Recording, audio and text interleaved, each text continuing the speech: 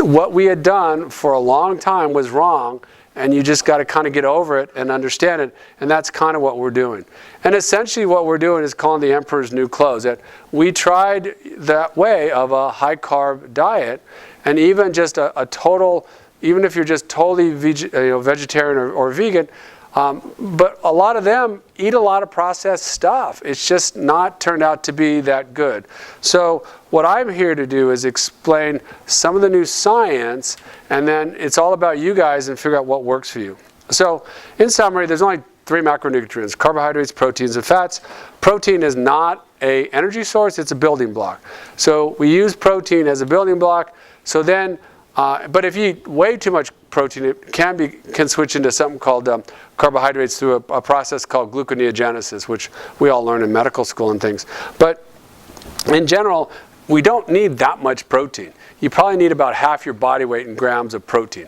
So if I weigh about, say 180, half of that is probably 90. That's about how many grams of protein I need. 6 ounces of meat is about 50 grams. So you need some protein, you don't need that much. If you're, really explosive and doing high intensity type stuff, you might need your body weight in grams of protein, but really not that much. So now we're left with either carbohydrates or fats as energy sources. And I think you have to pick which one you want to be on. So the key with carbohydrates, they burn quick, they burn fast. Kind of like lighter fluid. So think about having a fire with just using lighter fluid. We've all played with lighter fluid, I'm sure. Anybody a firefighter here? They all play with fire. So I'm kidding.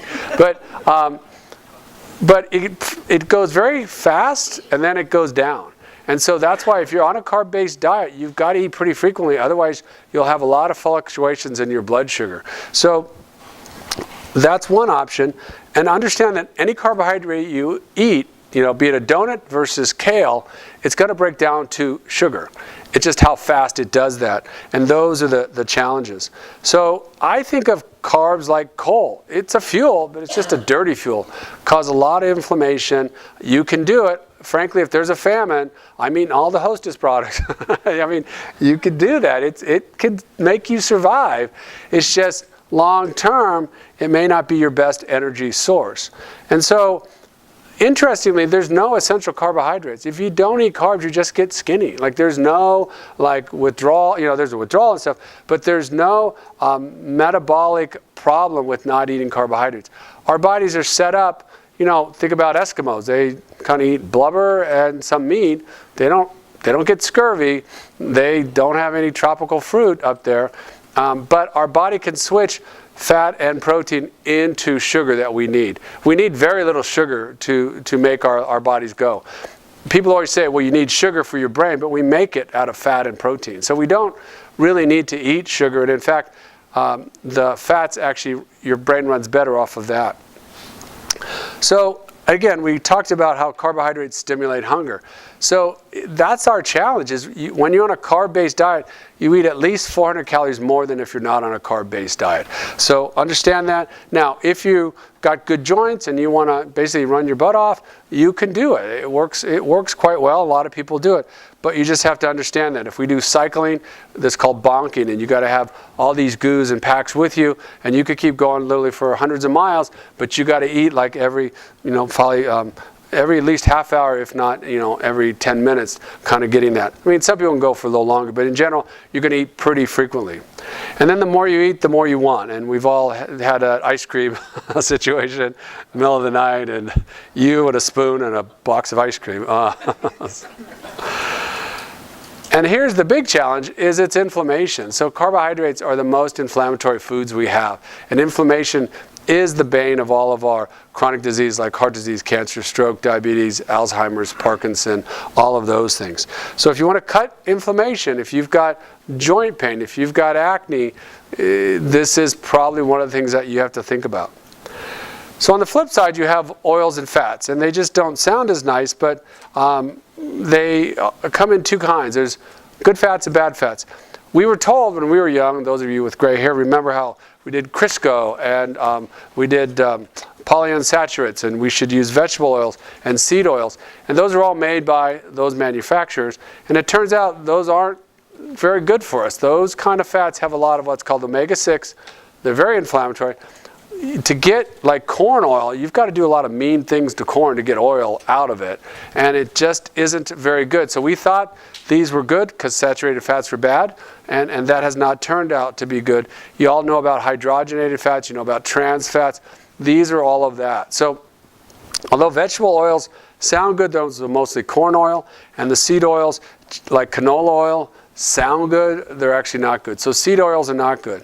What are good are tropical oils, butter, and actually animal fat, the thing that we are told to stay away from. So tropical oils would be olive oil, avocado oil, and you could even do macadamia oil, that kind of stuff. Butter mostly should be grass-fed, because if you get grain-fed, then you're going to have the oils of the grains. So grass-fed, grass-finished. When you eat grass, you actually get more of the DHA and the omega-3s, as opposed to having the omega-6, which are very inflammatory. And animal meat is actually quite good. Now, animal meats with carbs, like a hamburger, is not good, but if you just eat the inside, it's actually quite good. So these are some of the things that are changing, and we're actually encouraging you to eat the fattiest meats, like ribeye, which sounds really weird, but it turns out to be really good for you. If you want a really good brain, you get more into the fatty fish, because you think of dolphins and zebras. Dolphins weigh the same as a zebra, but they have 6 times the brain because of the seafood. And we probably developed along seashores. All the major languages are along the seashore. So we were told saturated fats are bad, but the studies are coming out that they're not. They're actually quite good for you. They're very, very good for your brain. They're very good for your heart. They decrease inflammation. It's just that they got a bad rap. We don't even look at LDL cholesterol as much anymore. And they're very satisfying. If you eat fat, you get full. So I mean, how much butter can you eat?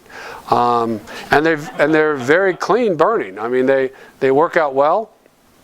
And so this, if you want to know how we got down this road, I'm going to switch out a little bit here. Gary Taubes is quite good. It's kind of a long book, but if you want to know the details of, because he was an investigative reporter out of Harvard, and he was told, like, hey, if you really want to look at, because he was looking at some other stuff, and he goes, you want to look at some bad science, look at the nutrition. And he uncovered how we got down this road, what were the things that led us to that. Frankly, it starts with World War II, where a lot of the good obesity studies, frankly, were done in Germany. Remember, World War II was about Germany and stuff. And all of those scientists either got killed or all their data got lost. So they kind of had to start over again, and they lost a lot of good data. But turning about the safety of eating a high-fat diet, I did want to show you a place in Italy that I went to that was actually encouraged by the top cardiologist in Britain, and it's called Piapi, Italy, and this is the movie you can watch online about Piapi, Italy. And this is where I went. I went twice. I brought. The dietary guidelines, in my view, are wrong. They've been wrong for decades.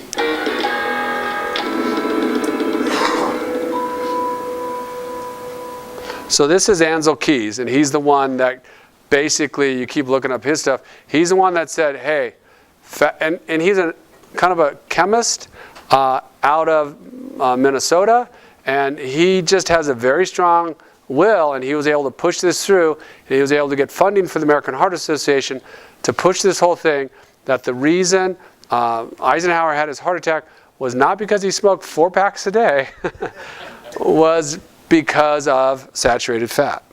And he did studies in the Mediterranean, and he cherry-picked his studies. I don't have it here, but he picked 7 studies that just show increasing saturated fat, increasing heart disease.